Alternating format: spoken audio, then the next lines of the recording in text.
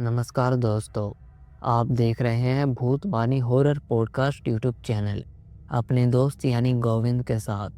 तो चलिए सुनते हैं आज की डरावनी कहानी बिना देरी करे। दोस्तों, आप लोगों ने घर तो देखा ही होगा। हाँ, वही घर जिस घर में आप लोग रहते हैं।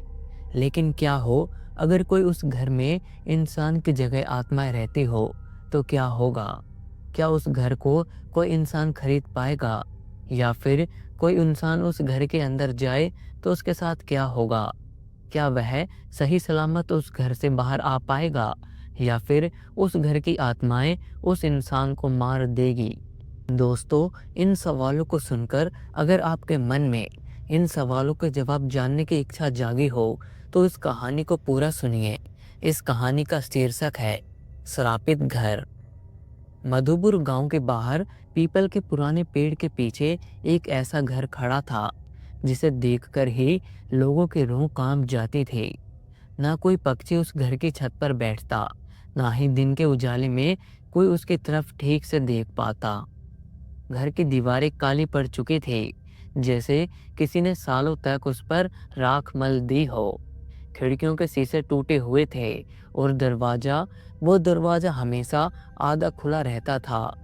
गांव के बुजुर्ग कहते थे, वो घर खाली नहीं है, बस सांस नहीं ले रहा। उस घर का नाम था श्रापित घर।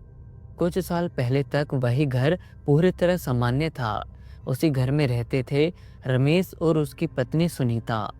रमेश कभी गांव का सबसे मेहनती आदमी हुआ करता था, लेकिन वक्त ने उसे तोड़ दिया। उसका काम छिन गया। शहर में की गई हर कोशिश नाकाम रही, इसलिए कर्ज बढ़ता गया। घर में चूल्हा जलना मुश्किल हो गया। सुनीता बाहर से मजबूत दिखती थी, लेकिन अंदर से वो भी टूट चुकी थी। हर रात उसी घर में झगड़े होते। अब क्या होगा रमेश, कब तक उधार में जिएंगे? लोग हंसते हैं हम पर, सुनीता कहती। रमेश चुप रहता, बस दीवारों को घूरता और उसकी आंखों से आंसू बहते। खैर, वो अमावस की रात थी। घड़ी ने 9 बजने का पहला घंटा बजाया। घर के अंदर अजीब सी ठंड फैल गई। तेल का दिया अपने आप बुझ गया। सुनीता ने कांपती आवाज में कहा, रमेश, रमेश, मुझे डर लग रहा है। रमेश ने कुछ नहीं कहा। वो रस्सी लेकर आया। दोनों एक दूसरे को देखते रहे और आंसू गिरे, लेकिन आवाज नहीं निकले। उन दोनों ने पंखे से लटक कर फांसी लगा ली। कुछ ही देर में 2 लाशें छत से लटक रही थी। उस घर ने पहली बार किसी की आखिरी सांस सुनी। अगले दिन गांव वालों ने दोनों को दफना दिया और उनके घर पर ताला लगा दिया गया। लेकिन रात को गांव वालों ने देखा, घर की लाइट जल रही है, जबकि बिजली का कनेक्शन महीनों पहले कट चुका था। और फिर एक औरत की रोती आवाज आई।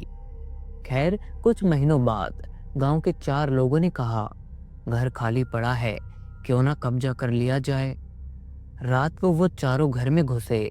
उस वक्त रात के 9:05 का समय हो रहा था। खैर, तभी अचानक घर का दरवाजा अपने आप बंद हो गया।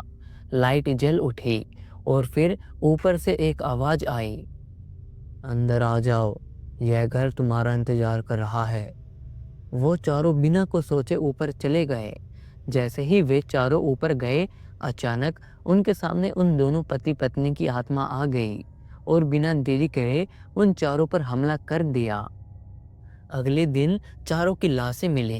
किसी की गर्दन उल्टी मुड़ी हुई, किसी के चेहरे पर जले हुए हाथों के निशान, किसी की आंखें बाहर निकली हुई।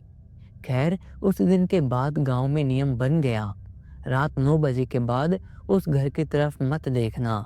उस घर को कब्जा करने के बारे में मत सोचना, वरना तुम्हें भी मरना पड़ेगा।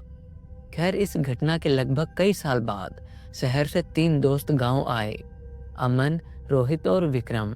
उन्होंने हंसते हुए कहा, भूत वूत कुछ नहीं होता यार, यह लोगों को बेवकूफ बनाने के तरीके हैं। उन तीनों दोस्तों ने प्लान बनाया, आज रात 9 बजे के बाद उस घर में जाएंगे और सच्चाई का पता लगाएंगे।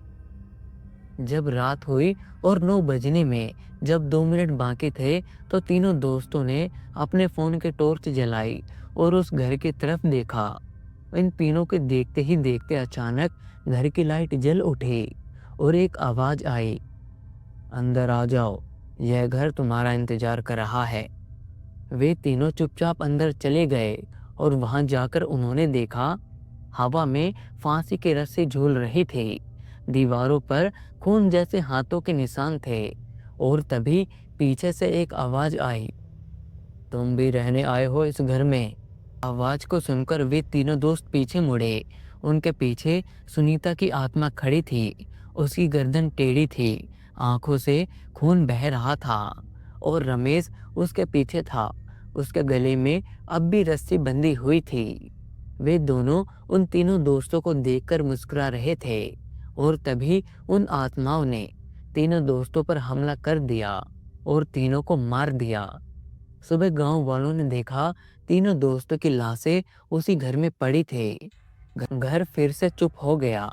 आज भी अगर आप रात के 9 बजे के बाद उस घर की तरफ झांकेंगे तो लाइट जल जाएगी, आवाज आएगी, अंदर आ जाओ, यह घर तुम्हारा इंतजार कर रहा है।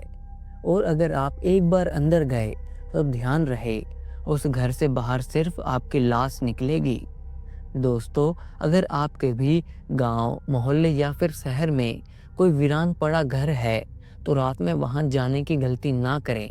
हो सकता है उस वीरान पड़े घर में कोई आत्मा हो जो आपका बेसब्री से इंतजार कर रही हो। आपकी एक गलती आपकी जान की दुश्मन बन सकती है, इसलिए आप अपना ध्यान रखें। तो दोस्तों, आज की कहानी में इतना ही। कहानी आपको कैसी लगी हमें कमेंट बॉक्स में ज़रूर बताएं और वीडियो को एक लाइक करें और चैनल को सब्सक्राइब करके बेल आइकन को भी ज़रूर प्रेस करें। और अगली कहानी आपको कौन सी टॉपिक पर चाहिए हमें कमेंट बॉक्स में ये भी बताएं। तो मैं आपका दोस्त गोविंद एक बार फिर मिलूँगा ऐसे ही मज़ेदार कहानी के साथ। तब तक के लिए बाय।